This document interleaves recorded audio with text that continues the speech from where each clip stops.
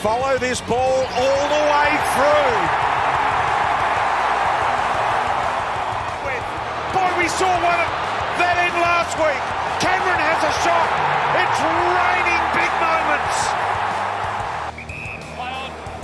Umpire suggests that he goes. He does. Gets within 52 metres out.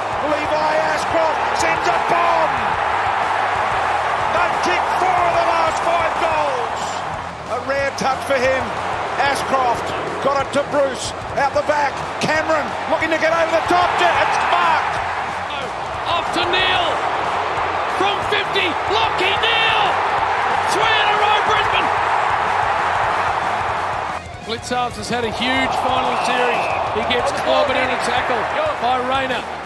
Advantage paid. Here's Neil again. Off to Ashcroft. No way. What is going on? Right, man. Smith. And there we go again. Rayner, brilliant. The Brisbane Lions will win back-to-back AFL premierships. Amazing scenes. The Brisbane Lions fancast is back for 2026. State of Origin is also back for 2026. The first time in a hot minute we've had some representative footy, and we will obviously talk about that. But it is good to be back. I am starting to feel it again. By the time we wrapped things up last year, I was well and truly ready to have a bit of a break from footy and from everything, but it's been long enough now that I'm absolutely itching to get back into it. We've had our first little taste of footy over the weekend, and Patrick is also back for 2026, mate. How have you been? How's the off season been for you? It's pretty good. I think it was encapsulated pretty well when I think I sent you a message that was like, yeah, I'm starting to miss football. And then the next day, the Lockie Neal thing happened. Yep. And then I think I was like, I didn't miss this part of football. So, it's been a good break. But I think it's quite clear that football is the best game, the greatest game. And I miss it when it's not being played. So... Luckily for us, it is only a couple of weeks away. Opening round at the Gabba against the Dogs, not too far away. Hey, before we get into some things, a massive welcome back to Chris Marketing and Hop On Brewery Tours, who have again jumped on board for 2026. Fantastic to have those guys back for another year. Some big things happening on the podcast with those guys, and a big welcome to Hiker Brewing Co. as well, who have jumped on board for 2026. There's going to be some really exciting stuff happening with Phil and the team at Hiker Brewing Co. who are going to be the home of the away games. Now, you might know Hiker Brewing Co. is pretty close to the Gabba, just in Manila Street there, and you may have gone there before or after the games for home games. But if you're looking for a new venue to watch the away games, then Hiker Brewing Co. is really stepping things up. They're going to be doing some great games and prizes across the year. We might even have a couple of watch parties across the year as well at Hiker. And they are also going to sponsor our tipping competition and supply prizes. So big things happening with Hiker Brewing Co. and a big welcome to those guys as well. Really stoked to have those guys on board. And very exciting stuff to happen across the year. More will be revealed over the coming weeks and months, of course. But beers of the month, all sorts of stuff. Like really, really happy to have those guys on board. Of course, our tip jar is open again. BrisbaneLionsFancast.com.au. If you like what we do, then feel free to throw us a couple of $1 dues. It doesn't have to be a huge amount. It all helps. Of course, our shirts are for sale. Your free Brisbane Lions Fancast stickers, courtesy of Chris Marketing as well. You can get those through the website, BrisbaneLionsFancast.com.au. Another little announcement for you as well, Patrick, is I am playing competitive football again. That is a new revelation for 2026. I've decided to join the Maruka Roosters, the Masters, the over 35s. Been training now for a couple of weeks and loving it so far. Absolutely loving it. I'm turning 35 this year, so I'm not eligible for Masters. So, no, you are. No, well, I'm not for soccer down here. Oh, so right. You have to be 35. So I'm a year out, And after my ludicrous display of trying to play football last year, I decided to take the year off and hope for the best for Masters next year because I was really, really tired after that preseason. And me noggin is not what it once was. So, but very good to hear that for you. I did actually, I heard from my older brother, I think he played nines with you, and he said, Brooksy's looking really fit at the moment. So, I mean, that's high praise coming from him. Sure. That's right, yeah. He often doesn't have anything good to say about anybody. You know.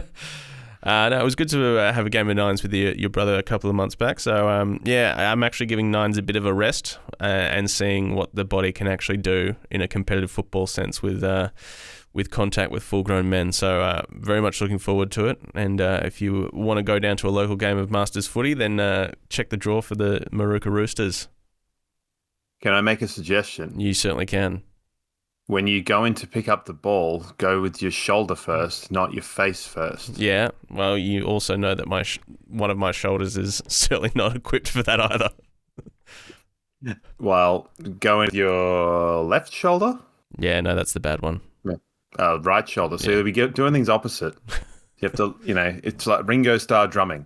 Left-handed but leading with the right-handed but leading with the left. Anyway, football. All right, we're not... I mean, I don't really particularly feel like we need to talk about, Lachie Neale and that whole situation there. But, the one thing that we probably should talk about is obviously he will not captain the club in 2026. Do you see Harris taking that job solo, or do you imagine a Josh Dunkley or a Hugh McCluggage stepping up as a co-captain there? Well, I've heard it might be all three of them. Yeah, okay. But I think it's more that Harris is the de facto captain, and it's a matter of splitting the captaincy duties amongst multiple players, which I think I read something along the lines that like Chris Fagan initially was skeptical about having two captains and then did see the kind of distribution of roles and how you could have sort of certain people doing things on match days. And he didn't get led into that situation that Dane Zorko did where he was getting a bit bombarded with everything, and then you throw into, the fact of his, various blemishes, various Tom Petty-shaped blemishes. And it can kind of become a little bit too much for a single individual. So, three captains is kind of insane. It is a bit, isn't it? It reminds me of the late 2000s where we had like 6 captains. Yeah, well, I mean, the thing is, I think when we had those 6 captains, there was a glaring single person that should have been the captain. Whereas I think in this case, like, yeah, if you were playing and like Dunkley was the captain, you'd be like, yeah, cool. Or if it was McCluggage, you'd be like, cool. And Harris Andrews, obviously. So I think we're in a slightly different situation now, but I would I personally would like Harris to be the captain and the other two to be vice captains. Yeah. And then just treat them like captains doing their captain roles or something, because we don't seem to get a lot from vice captains in the AFL world. They're there, but they're not really. No, it just seems to be title only. So elevate the role, in my opinion, because I think, it is funny because, Dunkley's, I think, a year and a half, like older than McCluggage, but McCluggage has played more games, which is wild given Dunkley's durability. So, flip a coin. I guess we'll see, and I think that an announcement will probably be made either this week or next week. From all reports, it was going to be mid to late Feb. So, I guess it may even happen by the time people are listening to this and people are thinking, "Why are you talking about this? This is old news now." So, the other thing that probably, it is a foregone conclusion. You'd have to say that this will be Lachie's last year at the club. Yeah, probably. Yeah, I don't think it really matters all that much. No, I think it's probably makes sense that he heads back to Perth and plays for West Coast or Freo again. But I think can you imagine poor Dev Rob sitting there at West Coast? He's just got out from under the thumb of Lachie Neale, only for Lachie Neale to blow up his life and head back to West Coast to steal his spot. Maybe it'll be a bit of role reversal. Who knows? Yeah. But yeah, I definitely think that. I'm not saying that Lachie Neale's not a good player. for sure, he's a good player, but I think that, long gone are the days of us really relying on those established, Yeah.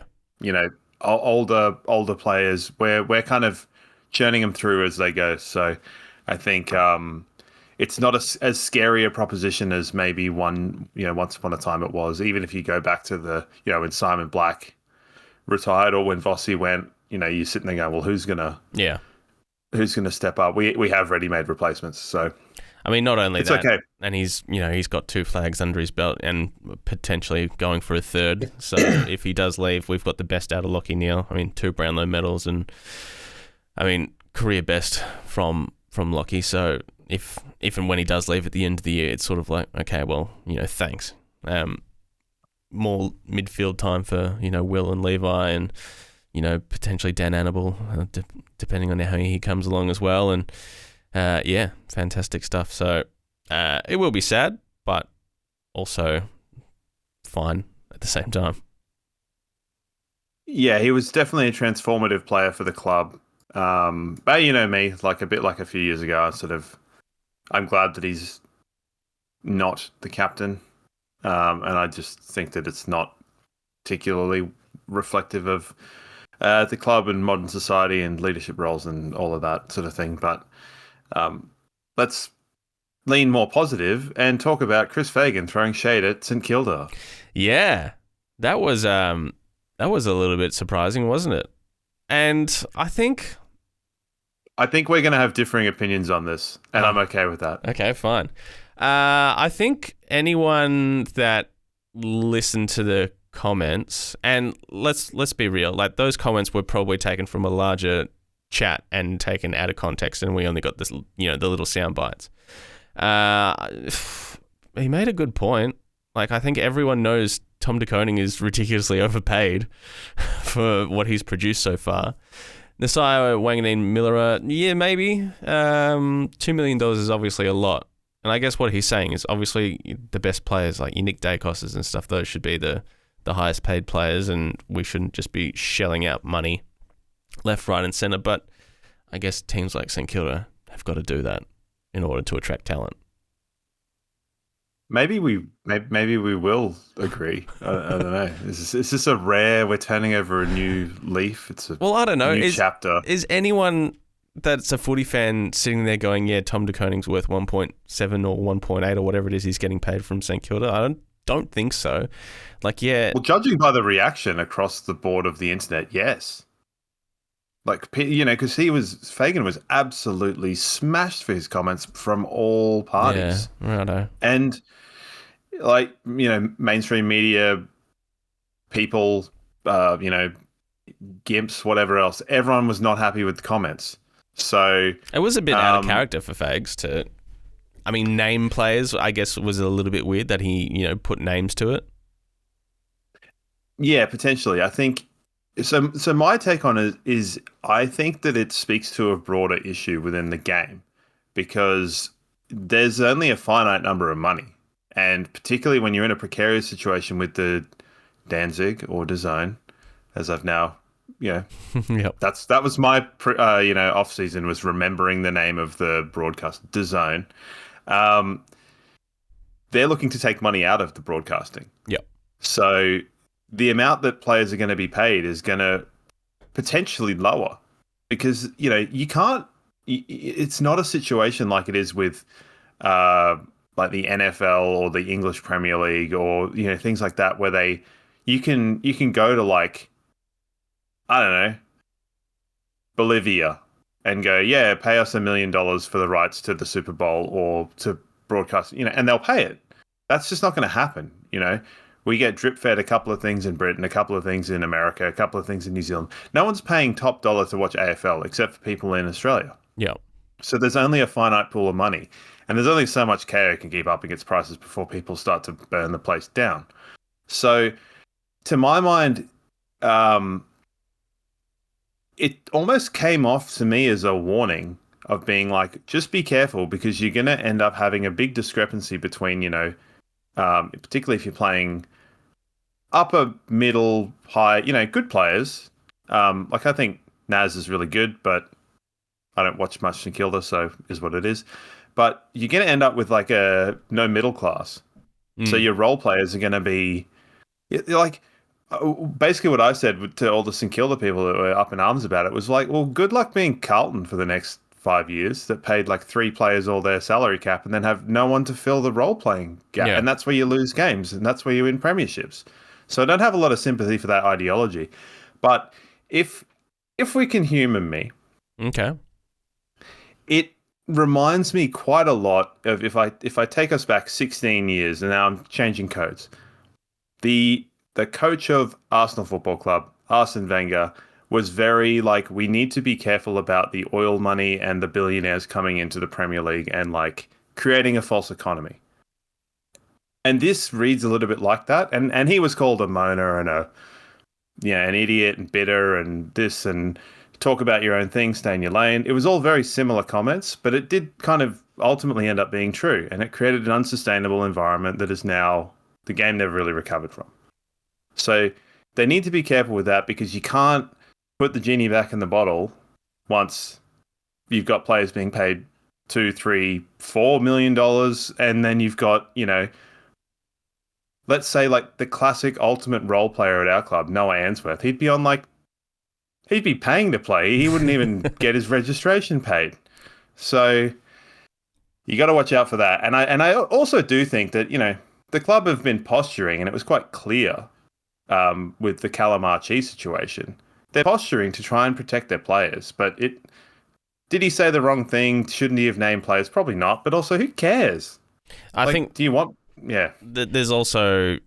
probably in the back of his mind as well is that this whole Zach Bailey contract situation and the money that's getting thrown at him and will continue to get thrown at him across the year as well. So he might have that in his back pocket as a sort of hidden agenda as well.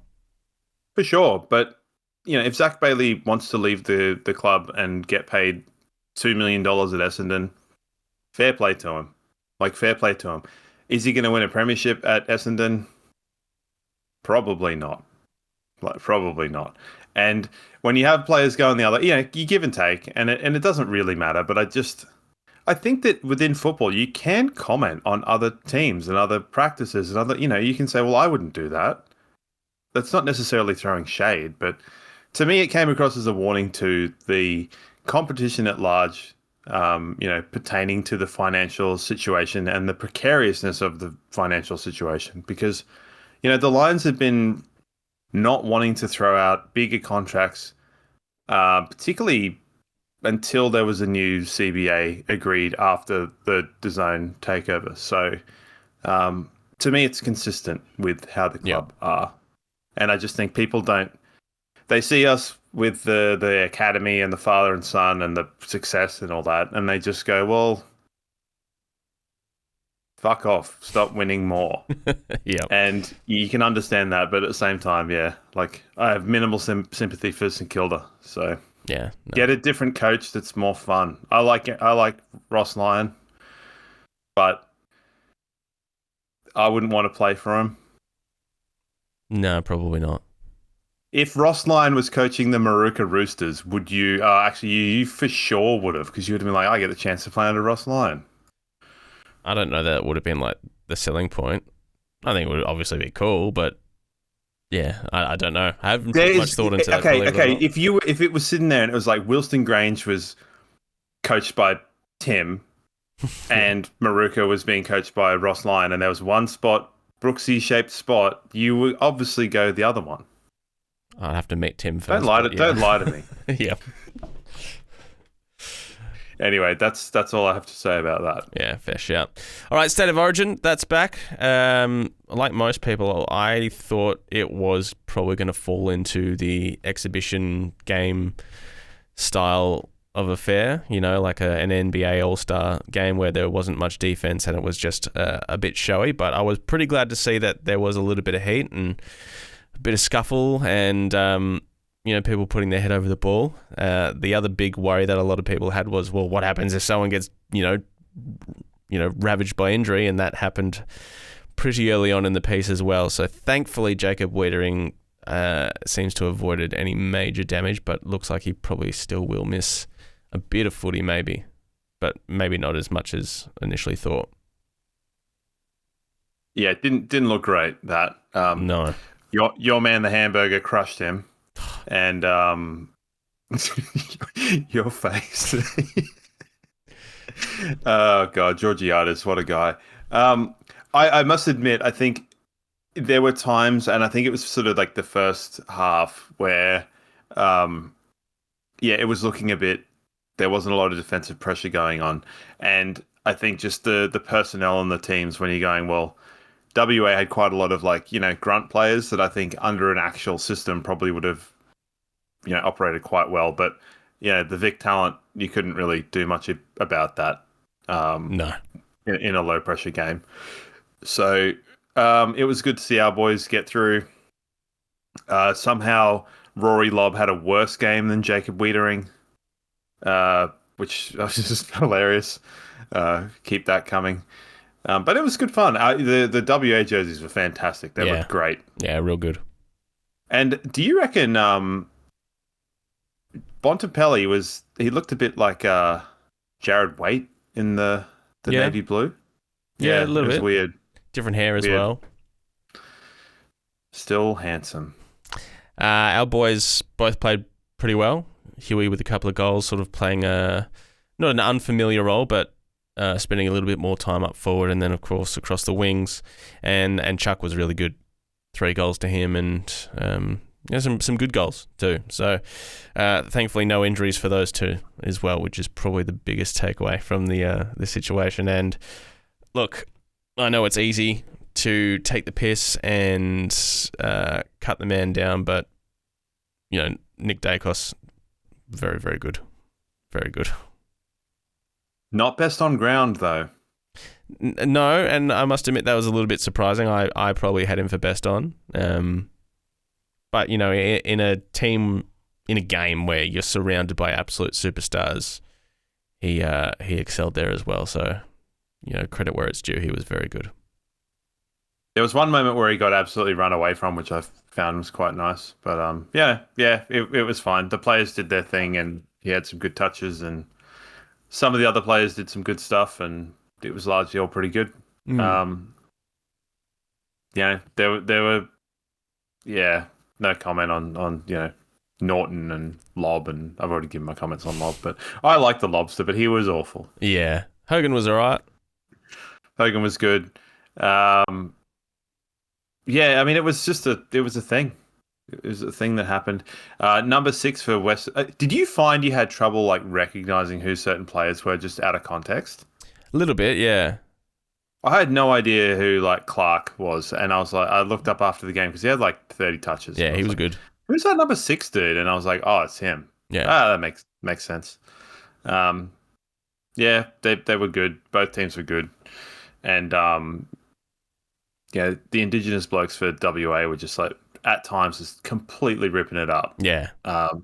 Shea Bolton continues to just be an absolute anomaly. He was good. Footballer. Yeah. Yeah. Okay. I don't say this lightly. You know that I'm, pretty weird. But I think if Shea Bolton had a better decision making, he could be one of the greatest players that ever played. He's physically unbelievable. Yeah. But he just makes bad decisions all the time. And he's done it his whole career, gives away a lot of 50-meter penalties, stupid free kicks, but he'll do stuff he'll kick to there'll be 3 options and he'll kick to the worst option and they'll still score. So it's this reinforcement for doing the wrong thing. So he never changes. It's wild. But yeah, his lateral movement, and he's like a crab. He can move in all directions at the same speed. It's unbelievable. Yeah, so he could be anything. And he had that really good year, probably 2021 or 2022, where he was one of the best in the competition. And then as Richmond declined, so did he. And then obviously he'd had enough of losing. And then, I don't know, he hasn't exactly moved the needle at Freo, but he should. The thing is, he should, and he hasn't. Well, they thought he was going to. Very much like a sort of situation where, Isaac Rankin at Adelaide was a transformative move, and it did move the needle, and Shea Bolton needs to do that for Fremantle. But who gives a shit about Fremantle, man? Longmuir, the most boring man in the world, aside from me. Speaking of boring people, Justin Longmuir is right up there. Yeah. It is no, it's Longmuir. Yeah. I still, even though one of them's not coaching anymore, I still get Horse and the Gigantor mixed up. So, yeah, there's some players. Cripps didn't really do much. I thought the Chad was good at times, but peripheral in other times. And I suppose Cripps saw his mate get like crushed in a hydraulic press and was like, no, I'm good, eh? Like, it's fine, boys. Just we'll get there. Now, back to the Brisbane Lions, as it is the Brisbane Lions fan cast. Seems like Oscar Allen is settling in pretty all right and doing some things at intra-clubs and at trainings that's sort of reminding people that, yeah, on his day, he's one of the better key forwards up there. So what are you hoping for Oscar Allen in this year? Do you expect him or hope for him to play, the full season? Because I don't expect him to play the full season.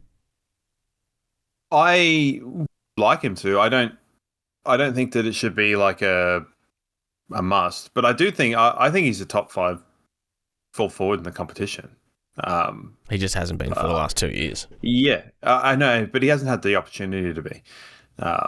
Not too dissimilar to Joe Danaher in the sense that you knew that the potential and the talent was there. It just was a matter of getting him on the field more. But there was a year a few ago where it was like him and Larkey and Jeremy Cameron and Curnow and Hogan were like the top 5 goal kickers, and Larkey and Allen did it in garbage teams. Which you can say the supply, there's the only thing, but then you're like, yep.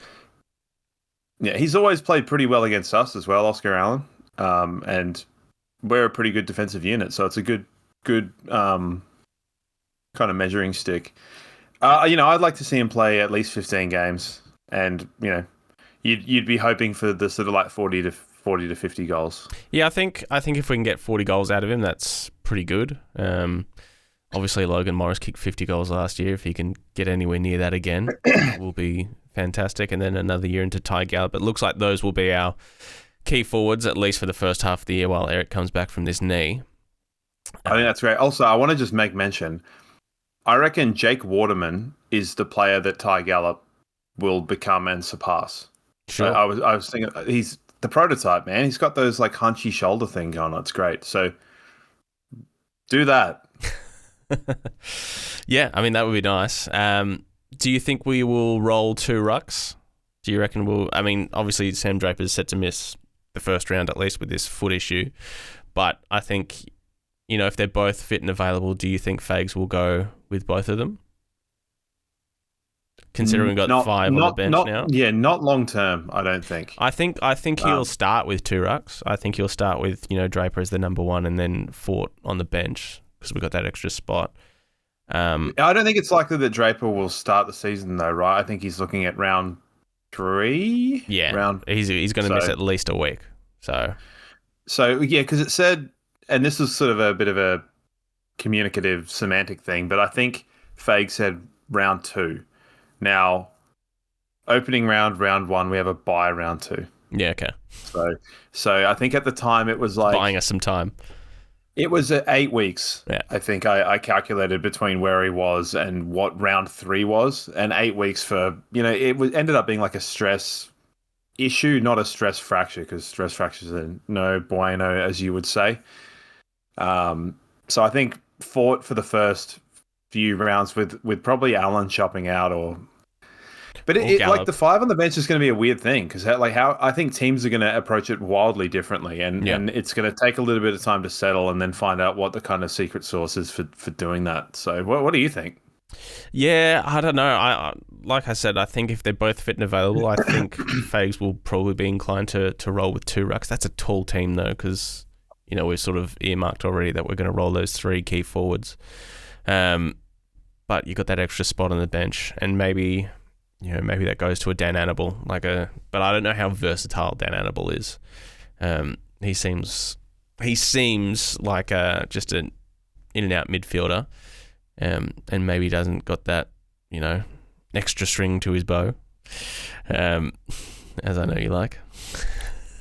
Well, he's gonna have to learn. Yeah, because Levi did. Yeah. Yeah, players don't come into the lines anymore and go, "This is my thing," unless they're like 700 feet tall, and it's like Yeah. I play full forward. So you have to be malleable in between the sort of three lines. Yeah. Half forward, half back. You have to be able to do that, do more than one role. Otherwise, you have to be absolutely exceptional to keep your spot. So The other thing is we've got to fit some people back into that team as well. Obviously, Jared Berry comes straight back into that team, and from all accounts, Kitty Coleman will be playing as well if you squeeze him into that team. Link McCarthy is probably the other one that is a little bit forgotten because, of course, he's missed 2 years, but he's been playing off the halfback as well. So he's someone that's got to come back into that team. Noah Answorth seems like he's progressing reasonably well. I mean, he's the straight swap for Stars. Just depends how he's recovering from that Achilles, but it sounds like he's doing pretty all right with that. So there's a few people to squeeze into this team from a team that just won a premiership. And I think that's good because, this has been year 3, year 4 of me going, yeah, if we can just rotate some players and keep everyone fresh, that'd be good. Thanks. Not happened for various reasons. Didn't happen in 2023 because we had a thinner squad. And then obviously we had ravenous injuries to go with the last couple of years. So, look, I can see. I want to, when we eventually kind of go towards round 1, or we look at the squad in an in-depth manner, I would like to look at groups of players and how they would contribute, not necessarily a best 23. Yeah. Because I think that's a little bit reductive because you sit there and go like, oh, Bruce Reville's he's an emergency, or, this guy. And it's like, who cares? Like, he'll probably play some games and it'll be good. And, Coleman will probably take a bit of time, or he'll hit the ground. Did you see his chase down tackle on the Mott? Yeah. Wilmot doesn't get run down. No. He doesn't get run down. When he's got a break, he doesn't get run down. That was like a bit, ooh. Yeah, I mean, there was a reason they uploaded that in slow-mo as well. But, I mean, what you can sort of take from that clip as well, looks like Kitty might have been playing a little bit more up the ground as well, not necessarily off the halfback. So maybe something to watch out for there. Link off the halfback and Kitty back to where he started when he first was in the team as sort of a wing half forward. But, I mean, Kitty Coleman's a halfback. Like, you've got to play in there. He's too powerful to not be played at halfback. But between him and I think Starcevic and Archie leaving the teams obviously leaves big holes in terms of roles and things like that. I think Answorth is a really, really excellent lockdown, but he doesn't have the ability to kind of play taller the way that Starcevic does. Would you put Answorth to Dangerfield or Heaney or someone? Probably not. But you would put him on the Wizard, or you'd put him on, the Dangerous Smalls. So, yeah. But at the same time, then you look at it and go, well, Jasper Fletcher, would you trust him to win more of his one-on-ones than not? And I think I said this last year, that you just sort of have to trust the ability, the general footballing ability of some of our guys to fulfill roles. And clearly that's what they were doing with Link, because maybe they looked at it and went, well, we know Starcevic is leaving, so you've got a big window of time to learn and to go, well, maybe he is going to be he's good in the air. Maybe he could be that option. Who knows? Short term, for sure, but it's exciting, and I think it's exciting around the ground. So definitely, yeah. I mean, we are spoilt for choice absolutely everywhere. So, as you said, we'll probably get into that a little bit more over the next couple of weeks. Well, especially before the Dogs game, which is just around the corner. So, yeah, I mean, like I said at the start of the episode, you're positively beaming. I'm very excited. I'm ready for footy to be back. It's been too long. I don't know if you saw, but I cheated on you again. Was a guest on the Footy Forecast podcast. And had a chat to them about you lucky nailed me. I didn't see that actually. So you kept it pretty quiet. Yeah, well, bit of a chat over the phone with those guys, so you can catch that and get a few more extra thoughts about, what 2025 was and what 2026 could be. Yeah, I mean, early forecast is like we want to win. We've been handed a pretty okay draw, I suppose. I mean, Oh, comparatively. but God, after the last couple, holy... we couldn't have gotten any worse, like literally. I think if you looked at the collective 2 seasons that we had, Yeah. the worst, I can say worst in inverted commas, the worst fixtures over a 2-year stretch, an unbelievable amount of travel. So, and then throw the injuries in there too. Yeah, and so if Corn's listening, those 2 premierships definitely 1 and 2 of this century for sure. So, no. Yeah, what did you make of Kane Corns' list of the top flags? I mean, it's kind of, there's a handful of really good teams, and then there's sort of the rest, I think. Yep. It lacked a little bit of internal consistency, but then at the same time, he kind of, 2002 Lions versus Essendon in 2000, it's like, well, the Lions did beat them in the 2001 grand final. So, yeah. And I mean, I've said it before, I think that 2007 grand final was the like birthplace of modern football, where it was, if you don't catch up to us, you're going to get left behind, and Port Adelaide were well and truly left behind. So, as in terms of mile markers, yeah, I think it works, but who really cares? We had 5 teams in there, so that was good. 5 teams in there is really good. Yeah, it's not bad at all. It's I don't know, it's hard to sort of see, and but then when you do look back and reflect on the fact that this century we've won 5 flags and easily the most of, well, not easily the most, but the most of any team. It's hard to sort of quantify because there was such a big period in the middle where we were so rubbish. We thought we thought it was never coming back. Yeah, and it wasn't. Really, it wasn't for a while. But let the good times continue to roll is all I wish for. And do I think we are going to win the flag? Yes, but does that mean we're going to win the flag? No. But it's I think big ask. Well, the thing is, we're as close as we'll ever be to being triple premiers. So you might as well strike while the iron's hot. You're right. Shades of 12 months ago here. Absolutely. Pushing it out. So, hey, back for 2026 as well as Brisbane Lions Fancast tipping competition. Hiker Brewing is sponsoring this one and will be supplying a prize for the winner. Now, that prize is at this stage TBC, but it's not going to be a used football, is it? It's not going to be a used football, but some ideas have been tossed around. Heading to the brewery, making your own beer, naming beers and having an experience there, or voucher venues, all sorts of stuff. So more to be revealed as the year goes on, but the tipping competition is live. If you do want to join that, the links are available at our website, brisbanelionsfancast.com.au, or if you've got a tipping account, you can use the following code, 3LJ0WXUV. Now, obviously... Can you do that in phonetic? No. Okay. Is it that you can't or you won't? I can try 3 Lima Juliet 0. What's W? Don't know what W is. X-ray. Whiskey. X-ray. UV. Uniform. Victor. There you go. For all you military personnel listening right now, you'll love that. Your boy's never touched a gun in his life, so.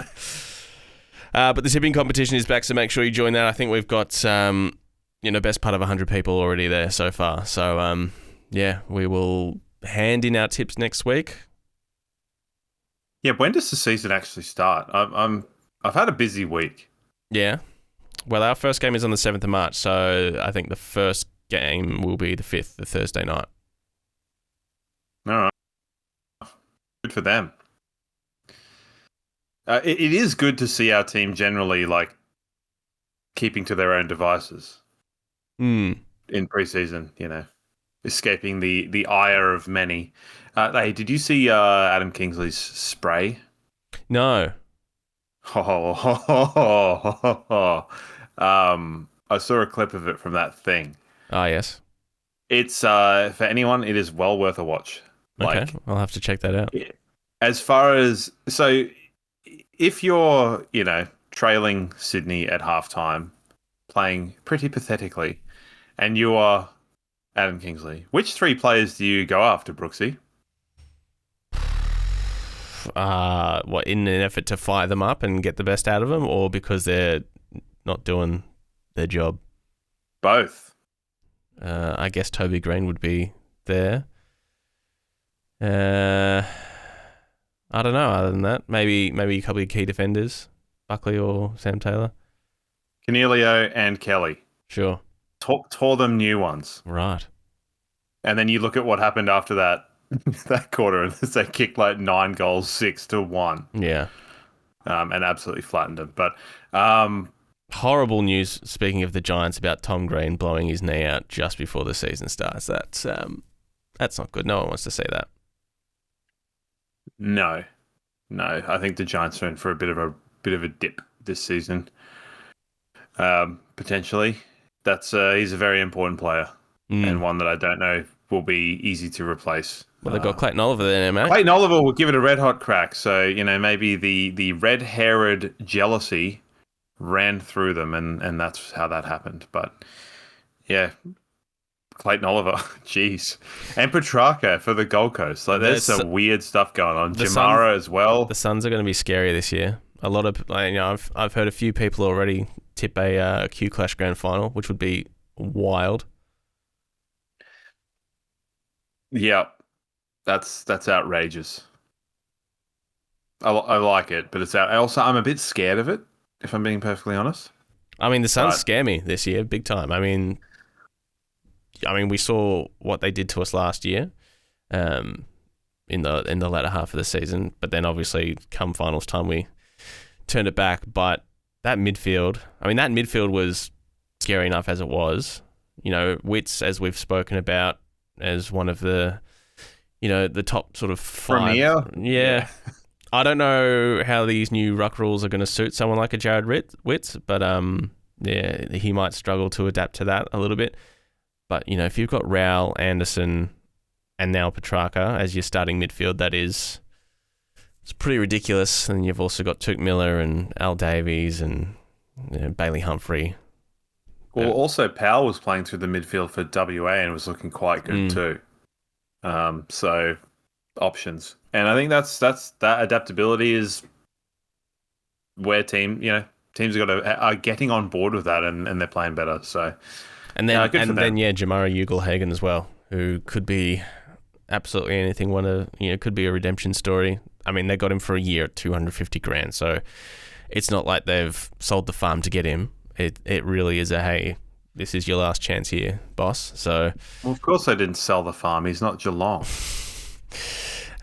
Very good. Yeah, that's a low-hanging fruit. Yeah. He is a true wild card. Like, I don't know that we've had a footballing wild card quite like this. Maybe Jesse Hogan when he went to GWS, but yeah. And obviously he turned it around. I mean, Stengel, I guess, is sort of one. But was he, I don't really remember, and this is probably more a reflection on me, but I don't really remember Stengel before he was a Cat. But well, I mean, he had a couple of games at Adelaide, and before that, I don't even know if he got a game for Richmond. But then, a couple of issues at Adelaide, off field, and then Cats took him in and turned him right around. He had obviously had that really good year. His last 2 years have been okay without being, the lofty heights that he set in that initial year when he went to the Cats. Yeah, I think, Well, we'll see, but it's genuinely intriguing. And we will do a ladder. Well, I'll do a ladder prediction because I did not expect that you, a man that famously hates predictions. No. I hate predictions of Lions games. Okay, sure. Because I feel like I feel like it's insincere or weird. Yep. It's just a I don't like it. But I'm happy to just lay the ladder out. Lions top, baby. Absolutely. But And you because think last year you said, oh, the top eight's really, really hard to pick. And I said, no, it's not. And I don't think I David King'd it. I didn't get all 8, but I think it was pretty close. it's going to be tough this year as well, I guess. And then we've got a top 10 to consider, I suppose. Oh, yeah. No, they done. But I forgot about that. yeah, I think it's safe to say you can probably expect Sydney to come shooting back up as well. Yep. Speaking of people coming into a club and moving the needle, I think Charlie Curnow is going to be one of those. They love a key forward up Sydney. Yep. Love it. They love a marquee forward. They've done it for years. Yeah, well, Tony Lockett, Big Barry Hall, and, the Bud. But, yeah, it could be interesting, and it is, I don't know, laughing at the misfortunes of Carlton is always going to be funny to me. So seeing Curnow there, one of their favoured sons, just be like, yeah, I'm dipping. I am dipping hard. I mean, speaking of, like, favourite sons, Silvani, literal like royalty for that club, and he's had enough as well. So Carlton are going to be an interesting watch this year. And I mean, just what difference is all those players that St Kilda brought in going to make? Like, they brought in a lot. You know, obviously the big ones of TDK, but then, you know, Jack Silvani, Flanders, Liam Ryan. I think there was another one there as well. So like, is that really going to make all the difference there? Maybe, maybe not. I just don't think they have good enough role players. But you know, their bottom group are not all that. So we will wait and see, because I do forget guys like Filippo and Owens, Mitch Owens, and stuff like that are running around. Like, they're good players. And Windhager, he's a guy. Yeah, he's all right. And then you got like Max Hall as well, who's coming along. I think he's going to be pretty good. Yeah. I don't know that. You got an early prediction for a player that will overperform or will surprise people? Because I think last year I nailed it super hard with Jasper Fletcher. Man, I am so happy that people are cotting on to Jasper Fletcher. Like, do you remember last year, pre-season, this time last year, people saying he was not going to be in the team? Well, I mean, yeah. It was absurd. I was like, they've given this guy number 3. He's never missing a game ever. He will never miss a game. It's just not ever going to happen. He's anyway. So, who do you reckon? Any early? I'm interested to see what Levi can do this year with a preseason under his belt. And Ty Gallup. I'm really excited to see what Ty Gallup is going to produce this year as well. I mean, Levi seems like an easy one because... Yeah, but Levi's so fun because he's just sort of, it is funny, just harping back to, the old curmudgeonness of me, where, people will be more than happy to say that, we get all these number 1 draft picks. It's like, they won't take it at number 1, buddy. Like, don't use that against us. Oh, he's only number 5, number 6. It's like, but he's a number 1 pick. Yeah. Get the fuck out of here, St Kilda.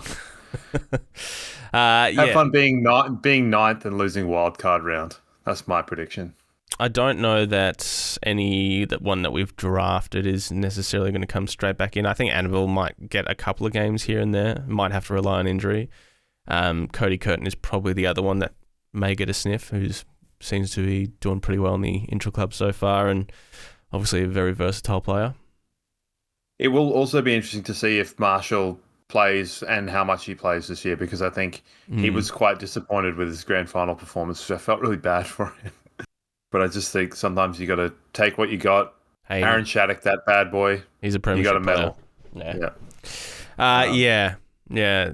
I hope he can, contribute as well. I think someone like Sam Marshall will benefit greatly from hanging around Jared Berry all the time and sort of learning that that role. Like, he's obviously got the running power, the running capabilities to do it. A bit more size on the boy, and I think if he can, hang around someone like Jared Berry, and I think that's probably a like for like ish down the line. Yeah, we'll find out.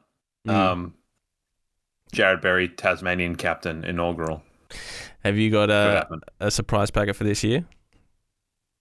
No, it was going to be Levi, because I feel like somehow he flies under the radar. But when your older brother's winning 2 Norm Smiths. Do we have anyone that's under the radar anymore? Like, we're literally just like, just get the next piece of meat from the meat grinder and slap him into a premiership team. Like, how good? I guess There's I no thought secret. Jasper Fletcher was the under the radar guy because, all the lights and sounds were around the Ashcroft boys and people sort of forgot about Jasper Fletcher. But I think, as I said, I'm really glad people are cottoning on to Fletch and his footballing ability. It's just because you have that weird conversation you had at that GWS final with him to go off, isn't it? Yeah, a little bit.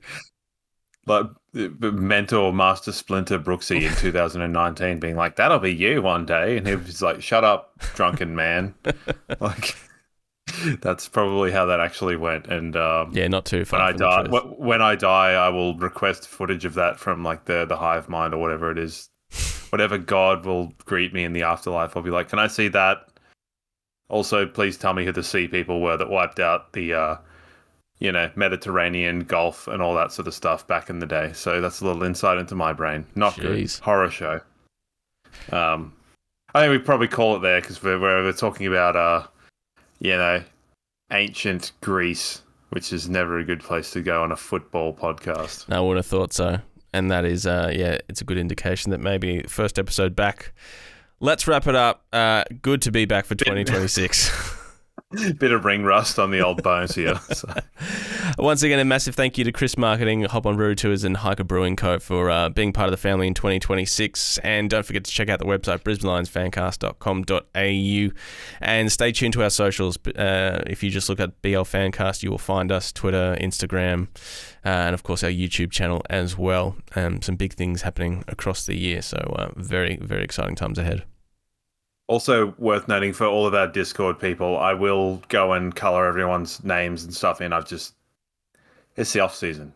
I'm not doing work. So I will put your little colours from where you're from, whether you're Vic Bias or whether you're an interstate team or whether, that'll happen. I just need to pull my finger out and do it. So expect that one to be done by mid-May.